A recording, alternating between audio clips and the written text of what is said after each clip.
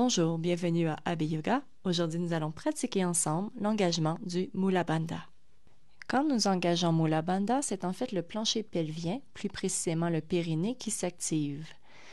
Comme l'a décrit Bekas Iyengar, cela consiste à toute la région basse de l'abdomen entre l'anus et le nombril qui est engagée, tirée en arrière vers la colonne vertébrale et montée vers le haut. Pour précision, un bandha est un verrou musculaire. Ce bandha est connecté au premier chakra, Muladhara.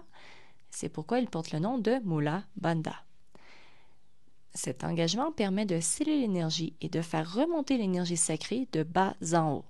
Pour bien le ressentir, on le pratique en position assise, normalement, le dos droit et en relaxant le corps. Il se fait en contractant le périnée tout en gardant le bas du ventre détendu. La sensation peut être similaire à l'action de se retenir d'uriner. La pratique de ce verrou musculaire va aussi permettre de sentir un meilleur équilibre dans les postures de yoga, ainsi que plus de force et d'ancrage. Prenez note aussi que Mula Bandha sert aussi de fondation à la rétraction du ventre, qui est le deuxième verrou musculaire que nous appelons le Uddiyana Bandha. Comme le Mula Bandha est un engagement assez subtil et qui demande un peu de pratique au début pour bien ressentir, vous pouvez commencer pour conscientiser cet engagement par pratiquer Ashvini Mudra. L'engagement du Mula Bandha, qui est vraiment un engagement subtil du périnée, demande au début un peu de pratique pour bien le ressentir. Pour bien le conscientiser, vous pouvez commencer ainsi par l'activation de ce que nous appelons le Ashvini Mudra, qu'on appelle le geste de la jument, qui contribue à renforcer le périnée. Ashvini Mudra provoque la prise de conscience de cette région par l'engagement du sphincter anal et du plancher pelvien. Cela va fortifier les muscles intéressés et permet de pratiquer ensuite Mula Bandha sans la moindre difficulté.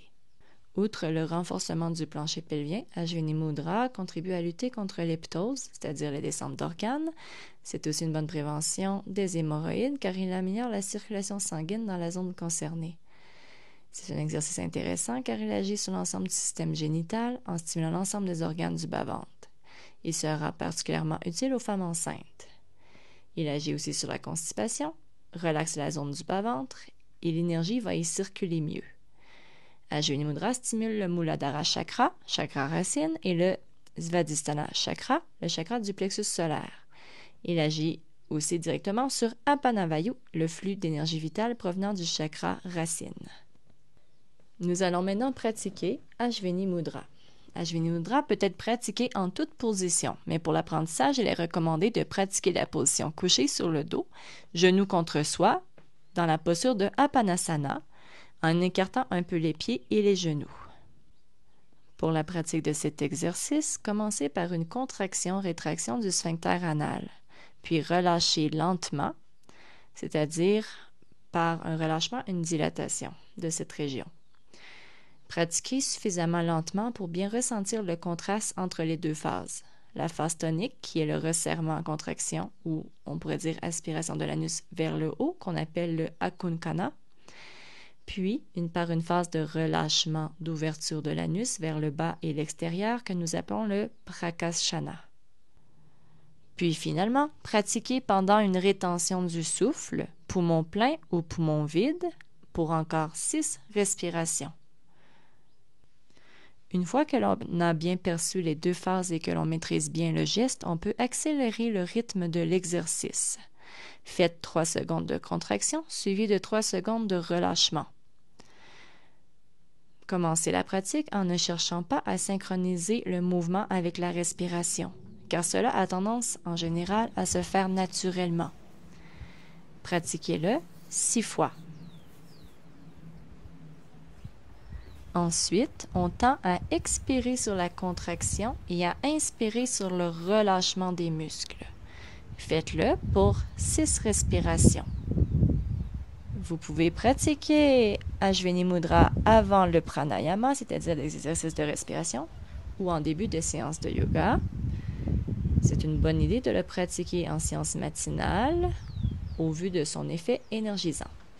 Il contribue aussi à bien s'ancrer dans l'assise. Vous pouvez le pratiquer dans la posture de Vajrasana, posture du diamant, ou qu'on appelle aussi posture de la foudre, que vous pouvez retrouver dans mon Patreon en explication. Et pour certaines personnes, c'est plus facile toutefois de le faire dans la posture des jambes croisées en tailleur, avec ou sans accessoires sous les fesses. Il est recommandé de pratiquer Ashwini Mudra environ 5 minutes, ce qui est un temps bien suffisant pour en expérimenter les effets. Si vous êtes un yogi plus expérimenté, vous pouvez pousser plus profondément la pratique de Ashwini Mudra dans des postures de yoga plus avancées. Par exemple, dans la posture de Sarvangasana et Sirsasana. Pratiquer Ashwini Mudra avec la posture de Sarvangasana est particulièrement intéressant et pertinent car il prépare à l'apprentissage simultané de Jalandhara Bandha, qui est le dernier et le troisième verrou musculaire que nous appelons le verrou de la gorge. Quand vous prenez la posture de Sarvangasana, la posture sur les épaules, pliez les genoux et placez les plantes des pieds l'une contre l'autre en dirigeant les talons vers le périnée, tout en écartant comme il faut les genoux. Puis pratiquez Ashwini Mudra comme expliqué précédemment. Pour les pratiquants plus avancés, vous pouvez faire le même exercice dans la posture de Sirsasana, posture sur les avant-bras en inversion, pour ceux qui maîtrisent la posture uniquement, bien entendu. Je vous souhaite une belle pratique, toujours dans la pleine conscience de vous-même, et je vous dis à bientôt.